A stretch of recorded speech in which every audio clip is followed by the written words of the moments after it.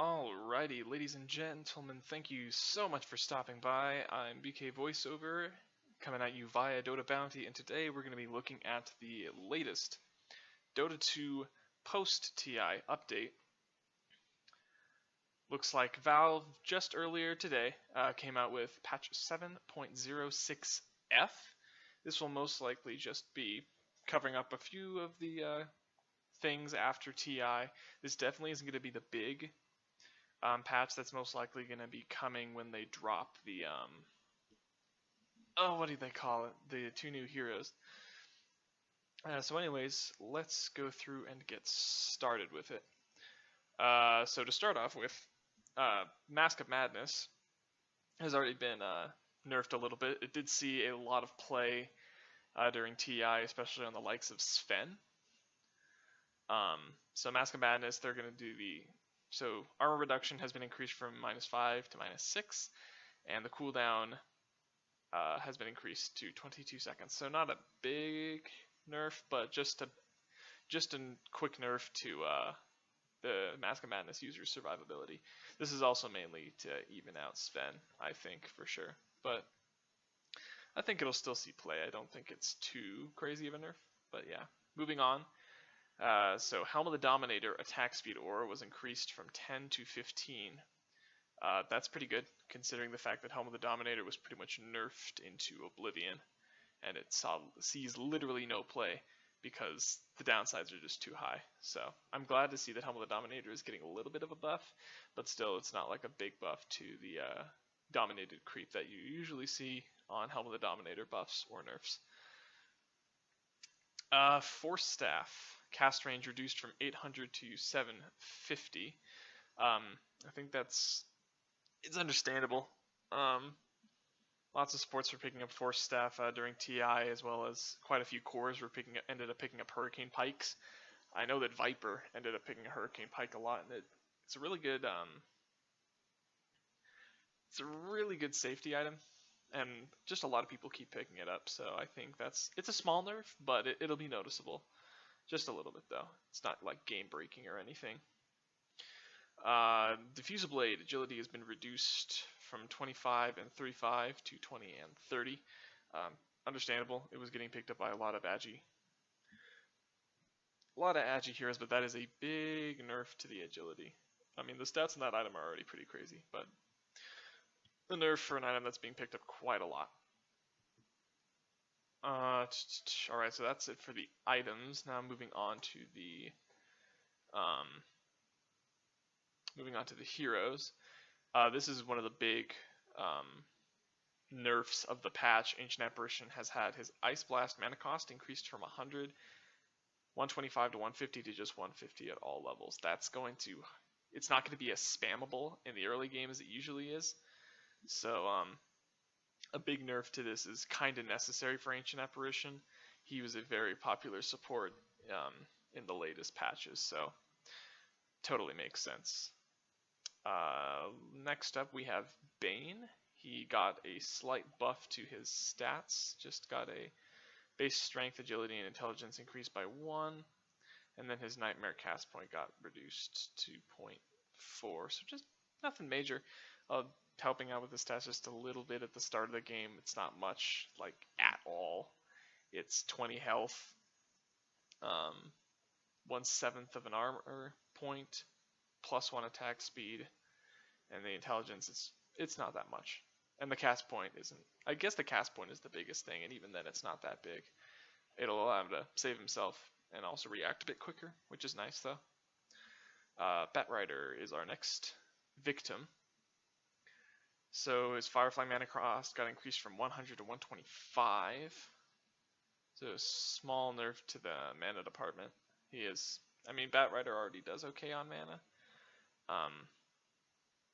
But still, a mana cost increase is still always a nerf. It's not going to be as spammable though. Next up, Bloodseeker. Rupture mana cost has been increased. It's now 50 more at level 1, 25 more at level 2, and then level 3 it's the same. Okay, so bit of a nerf to Bloodseeker. That 50 mana is actually quite a lot, especially at level 1, so he's not going to be able to like go around and kill enemies as easily. But then again, he wasn't really able to do that in the past very well either. Alright, moving on. Chen, Hand of God heal has been increased by 25 at each level. Nothing incredible. Chen's barely picked still. This doesn't have a lot of impact in the late game, but it's not bad. It's something. Alright, now we're getting into the nerfs. So, as I'm sure most of you know, Earthshaker has seen a lot of play, specifically at TI, and of course before that. Ever since his Enchant Totem got True Strike, he became like an incredible mid. But some small nerfs to both his Fissure and his Enchant Totem. So Fissure cooldown was increased at levels 1, 2, and 3, and it's the same at level 4. And now Enchant Totem mana cost has been increased by 15 at level 1. Now that might not seem like much, but when you have an ability that you're spamming as much as Earthshaker does, you're actually going to start noticing it a bit more. But yeah, some well-deserved nerfs for Earthshaker. I'm sure that we'll see if he still sees play, but unfortunately I think that mana cost increase might kill him as a mid. I mean, granted, if he can get those early Soul Ring and Arcane Boots, I'm sure he'll be fine. But yeah. Alright, moving on to Lich. Lich, Chain Frost no longer applies a mini stun, so you can't use it as a last-ditch effort to cancel a TP, unfortunately. So just a minor change there. I'm sure that change will probably save quite a few people when they're trying to TP out, but I don't think it'll be too major. Because in most cases, you don't use Chain Frost for the mini stun, or to stop a TP, you throw it into the middle of a bunch of people in a team fight. So probably won't be much of a big thing. Second thing.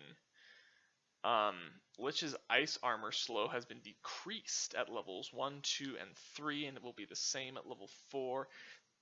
This is obviously to make his Ice Armor a little less effective in the early game, because a 30% slow from the Ice Armor in the early game is really strong. Like, really strong. So yeah, Lich will, so yeah. Couple of small nerfs to Lich. He was also quite often banned. He was either a first pick or first ban in most games. He was just a really good hero this patch. Lion has got a buff to his Earth Spike, so stun duration increased by 0.3 at level 1, 0.2 at level 2, 0.1 at level 3, and then it's the same at level 4. So just a small buff to his early game, and then also to his late game. He has level 20 talent was removed and changed from plus 8% spell amp to plus 300 finger of death damage. I think that's a nice buff, to be totally honest. I mean, the 300 finger of death damage is a lot. I mean, granted, that plus 8 spell amplification is good if you choose to go for like a Dagon build. But to be totally honest, if you go, but I like to go and go like Tranks into Blink into Ags, you can actually becomes plus 300 damage in an AoE. That's pretty incredible. Alright, so some nice buffs to Lion. Lycan, Howl no longer provides a net heal on buff application / loss. I'm trying to figure out what this means, because I've not been paying too much attention to Lycan or his new Howl. Howl no longer provides a net heal on buff application.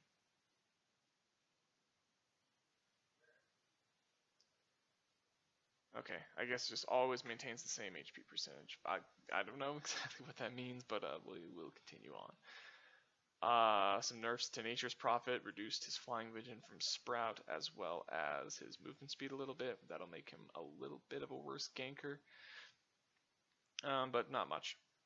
Well, actually, the Sprout flying vision is actually a bit of a big deal. It'll make people harder to find in the trees, you know. Oh, what else? Necrophos. Ooh, Necrophos got kicked in the pants with these nerfs right here.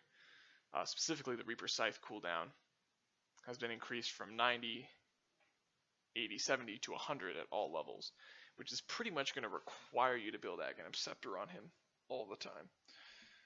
Ghost Shroud has also been nerfed. It increased his magic resistance penalty from -20% to -25%, meaning when he's in Ghost Shroud, he's going to take a lot more damage from magic spells. So yeah. Whereas Reaper Scythe was like a nice pickup in the late game if you wanted to be like a rapid fighting Necrophos. Unfortunately, I think Aghanim Scepter is pretty much going to be necessary on him. Not necessarily because it's an amazing Aghanim Scepter, but simply because 100 seconds is a long time. And 100 seconds to 25 seconds is incredibly short. Next up, wow, Nightstalker also got a bit of a nerf. His darkness duration has been reduced from 50 seconds to 40 seconds. That is a whole 10 seconds where you will not be able to be an effective ganker. That's actually going to be pretty incredible. That's actually pretty tough, yeah. So, big, nice nerf to Nightstalker. He kind of needed it. Nexus Assassin getting a very light nerf. I was not expecting him to only get this, but base damage reduced by 3. That ain't bad at all compared to what I thought he was going to be getting. Puck Illusory Orb flying distance reduced. Nice nerf to Puck. So the Illusory Orb flying vision, yeah. So basically it means that the AoE of which you can see around it will not be as big, which is kind of good for like, if you're trying to juke in the trees and he tries to find you, it'll be a little harder, essentially. A couple of things for Shadow Demon. Oh, a couple of buffs actually. So he got buffs to both his level 15 talents. His plus 8% spell amp has been up to plus 10%, and his plus 75 cast range talent has been upgraded to plus 100. Yeah, so just a nice small buff for Shadow Demon. We probably won't see him get a ton of play, but they're just little things here and there. Skywrath Mage, Mystic Flare mana cost reduced. Okay, so it's been reduced at levels 1 and 2 by a little bit. Still an insane 800 mana cost at level, not level 4 though. Or level 4, I meant level 3, I'm dumb. But he did get a buff to his level 15 talent, so it's instead of plus 10% spell lifesteal, it'll be plus 15%. Getting closer to an Octarine core there. Spectre, Haunt Illusion damage is increased. Okay, so Spectre got a nice buff to her Haunt Illusions. This is good because Spectre, along with a couple other heroes, wasn't even picked at TI, which was pretty sad because I didn't think Spectre was that bad.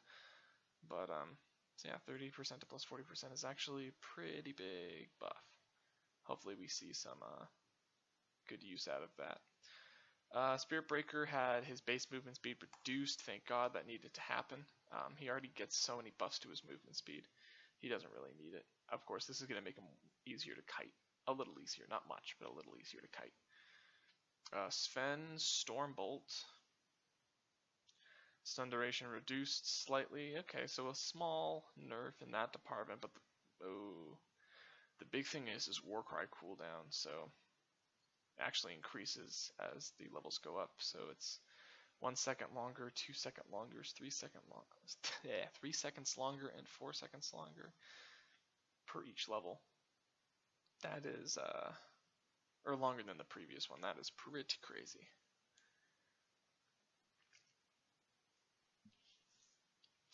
So yeah, definitely needed that Warcry thing. He's already been, I think they already nerfed his, yeah, I think they nerfed his, what do they call it? His ultimate.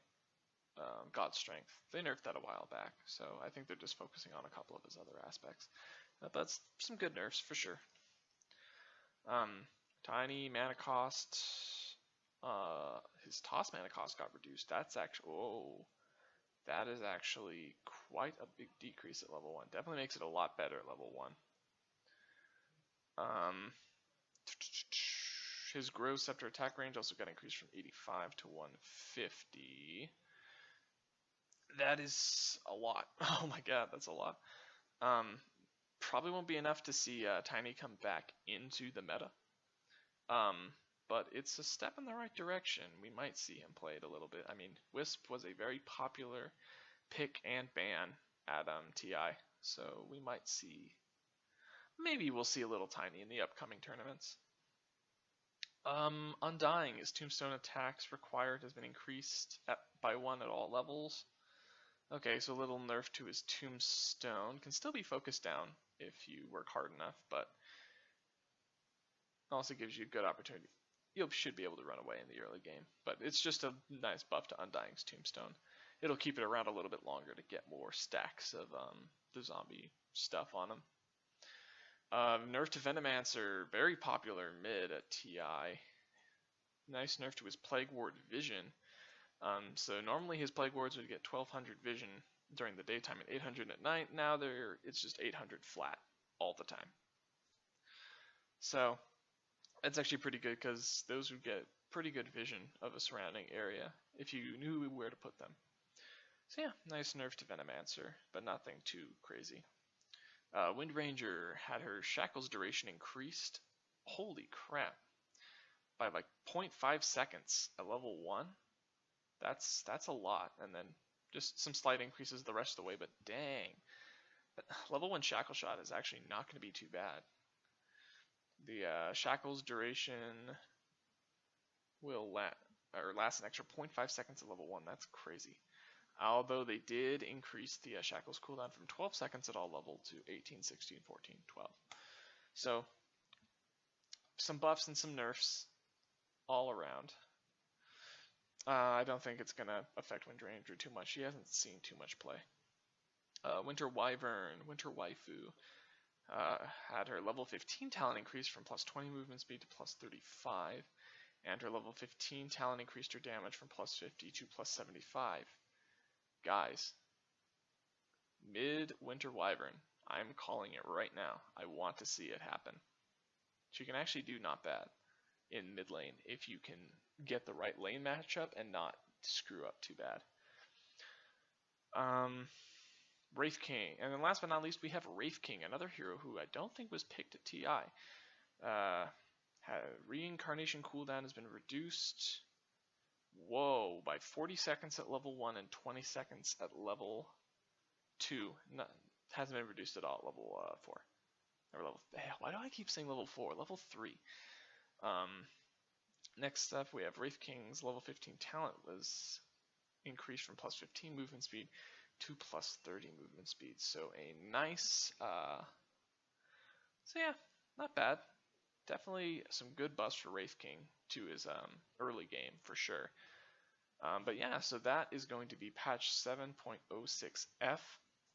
Another thing, guys, I am planning on doing a weekly news episode to talk about like tournaments, updates, as well as updates on players and certain things. We'll see how it pans out in the first couple of weeks, but I have a feeling that it might take off pretty well. So thank you guys for stopping by. I hope you guys have a great rest of your night, and I will see you guys on the battlefield.